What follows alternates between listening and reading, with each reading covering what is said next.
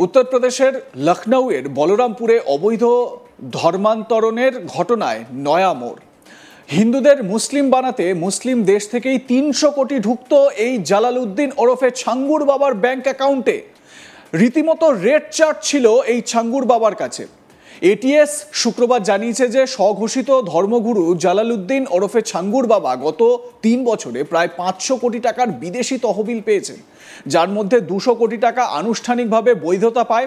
বাকি 300 কোটি টাকা অবৈধ হাওয়ালা চ্যানেল ব্যবহার করে নেপালের মধ্য দিয়ে পাচার করা হয়। ওই সংস্থার মতে কাঠমান্ডু, নওয়ালপারাসি, রূপান্দেহি এবং বাঁকের মতো নেপালের সীমান্তবর্তী জেলাগুলিতে 100টিরও বেশি ব্যাংক অ্যাকাউন্ট খোলা হয়েছিল। এই অ্যাকাউন্টগুলিতে পাকিস্তান, দুবাই, সৌদি আরবিয়া এবং তুরস্ক সহ মুসলিম সংখ্যাগরিষ্ঠ দেশগুলি থেকে টাকা আসতো। নেপালের এজেন্টরা এই টাকা উত্তরপ্রদেশের বলরামপুর জেলার মাধবপুরের বাসিন্দা ছাঙ্গুরের কাছে 4 থেকে 5% কমিশন নিয়ে ট্রান্সফার করতে সাহায্য করেছিল। অনেক ক্ষেত্রে নগদ আমানত মেশিন বা সিডিএম ব্যবহার করে টাকা জমা করা হতো। এই টাকাগুলি বলরামপুর, শ্রাবস্তি, বাহরাইচ এবং লক্ষ্মীপুরের মতো ভারতের জেলাগুলিতে যেত আর কি, যেখানে স্থানীয় মানি এক্সচেঞ্জাররা নেপালি মুদ্রাকে ভারতীয় টাকাতে ট্রান্সফার করত। কর্তৃপক্ষ জানতে পেরেছে যে মধুবনী, সীতামারহি, পূর্ণিয়া, কিষানগঞ্জ, চম্পারণ এবং সুপৌলের মতো বিহার জেলার এজেন্টরাও নেপাল থেকে তহবিল পাচারে জড়িত ছিল।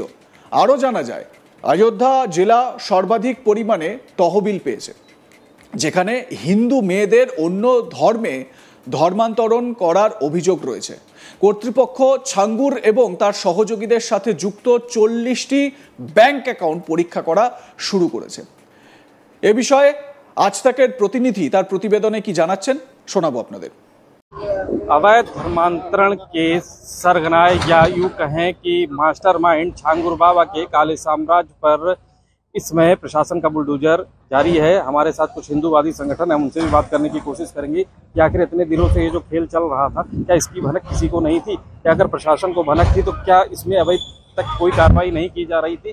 इस संबंध में हमारे साथ है गंगा शर्मा जी, जो विश्व हिंदू महासंघ के पदाधिकारी है, उनसे बात करने की कोशिश। ये क्या है सर कि इतने दिनों से क्या ऐसा मामला था कि जो आप लोग के संज्ञान में था और अभी तक कोई कार्रवाई नहीं? क्या संज्ञान में था कि नहीं था? देखिए, संज्ञान में आता था क्योंकि पूज्य महाराज जी के संगठन से हम लोग जुड़े हैं, और जब आसपास के गांवों में जाते थे सहभोज के लिए, तो उसमें केवल एक ही का काम नहीं होता था कि हम लोग जात पात भुला करके सहभोज कर रहे हैं, उसमें आपस में बैठ के वार्ता भी होती थी। तो जो लोग अधिकारियों के सामने मुंह नहीं खोलते थे, वो हम लोगों के सामने अपनी व्यथा पीड़ा बताते थे कि ऐसे ऐसे भैया मजार बनी है और वहाँ पे लोगों को बरगला के ले जाया जाता है और इस तरीके से कार्य किया जाता है। जिस तरीके से अवैध गतिविधियाँ यहाँ चालू था, धर्मांतरण का खेल हो, चाहे मनी लॉन्ड्रिंग का हो, चाहे हवाला का काम यहाँ होता है, जिस तरीके से लोगों को बरगला कर ला कर यहाँ धर्मांतरण कराया जाता था, इस पूरे मामले पर जिला प्रशासन की अभी तक कोई कार्रवाई नहीं है। आनन फानन में कार्रवाई की, ये एक दिन का तो काम है नहीं, ये लगातार कई वर्षों का काम होगा। इतनी बड़ी कोठी यहाँ खड़ी थी तो एक दिन का तो काम था, ये कई वर्षों से है। मैंने आपसे कहा कि 2004 से 2006 तक मैंने प्रशासन को बहुत पत्र लिखे। उस वक्त मैं हिंदू युवा वाहिनी का जिला अध्यक्ष हुआ करता था, आज मैं महासंघ का प्रदेश अध्यक्ष हूँ सोशल मीडिया का। लेकिन उस समय मैं बलरामपुर में वाहिनी का पहला जिला अध्यक्ष था, और जब हम लोग आते थे सहभोज के लिए आसपास के गाँव में, इस तरीके की बातें होती थी, तो बाकायदा प्रशासन को लिख के दिया जाता था कि इन 9 धनाढ्यों की, जो एकदम से रातों रात बड़े आदमी बन गए, बिल्डिंगें बन रही हैं, उनके मदरसे बन रहे हैं, मस्जिदें बन रही हैं, ये कहाँ से धन आ रहा है, ये लोग कौन हैं, इसकी जांच की जाए।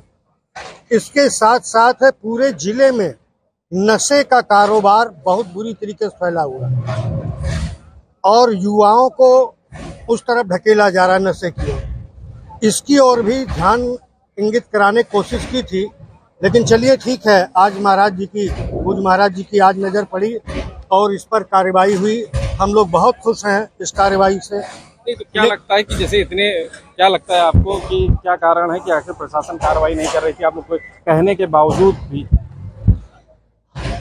अब देखिए, कुछ कहना कैमरे के सामने है सुजीत भाई, आप भी समझ रहे हैं कि जिसके पास इतनी बड़ी फंडिंग आती हो वो क्या नहीं कर सकता और क्या नहीं करा सकता। एक साइकिल से चलने वाला इंसान आज इतने करोड़ों की संपत्ति का मालिक बन बैठा, इतनी बड़ी बड़ी कोठियां उसकी बन रही थी या खड़ी थी, इस बारे में क्या प्रशासन को कोई जानकारी नहीं?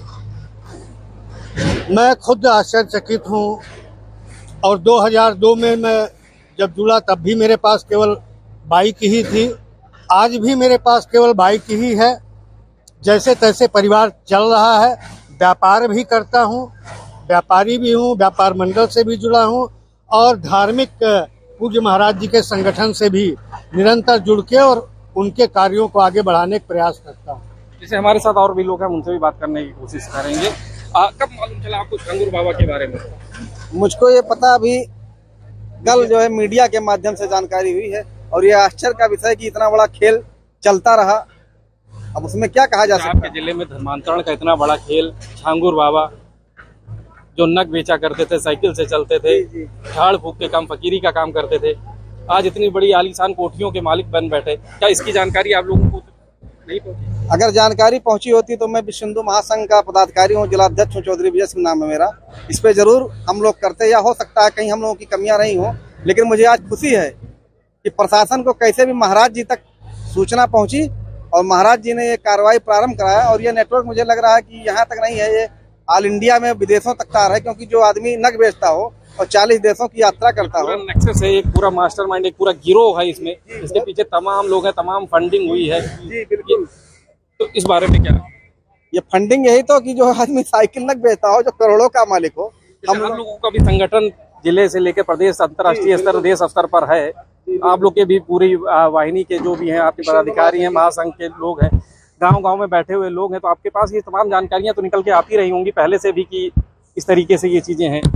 अब ये तो हम लोग स्वतंत्र रूप से इसलिए बोल पा रहे हैं, नहीं तो बोलने के लिए सोचना पड़ता। हम लोगों को जो है 2006-07 में NSA लगा था, सरकार ऐसी सरकार थी, तो आज जो है 7-8 में तो वो सब भी सोचना पड़ता। हम लोगों के पास भी परिवार हैं, जिम्मेदारियां हैं, लेकिन उसके बावजूद भी हम लोग समय निकाल कर अपने समाज के लिए, संगठन के लिए काम करते हैं।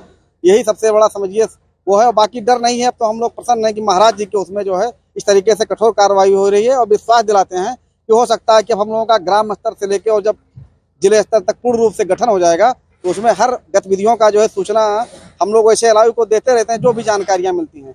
लेकिन अब इसके बारे में जानकारी पूर्ण रूप से नहीं मिली थी तो कैसे कह दिया जाए, लेकिन आज देखने को मिल रहा है कि अच्छा है, चल रहा है। जैसे आप थे हमारे साथ विश्व हिंदू महासंघ के तमाम पदाधिकारी जो अपनी बात रख रहे थे, वो खुश भी हैं, प्रसन्न भी है इस बात को लेकर कि योगी सरकार आने के बाद ये कार्रवाई महाराज जी की नजर पड़ी तो और ये कार्रवाई हुई। आज अवैध कोठी को ध्वस्त किया जा रहा है। লাইক কমেন্ট শেয়ার করতে থাকুন, দেখতে থাকুন আজ তাক বাংলা। সাবস্ক্রাইব করুন আমাদের ইউটিউব চ্যানেলটি, বেল আইকন প্রেস করুন নোটিফিকেশন পেতে।